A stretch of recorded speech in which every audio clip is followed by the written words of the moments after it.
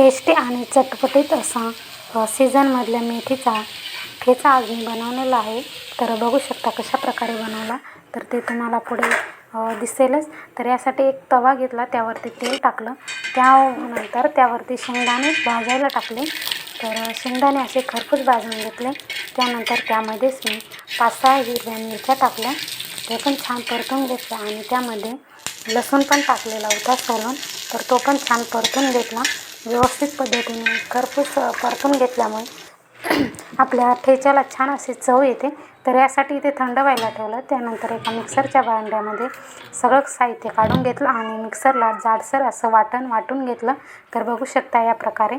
त्यानंतर पुन्हा तव्यावरती 1 चमचा तेल टाकलं, त्यानंतर वाटण केलेलं ठेचा यावरती टाकला जाडसर, तर तो पण छान परतून घेतला. त्यानंतर स्वच्छ धुवून ठेवलेली मेथी यावरती टाकून घेतली. तर ती आता या ठेच्यामध्ये मिक्स करून घ्यायची होती. तर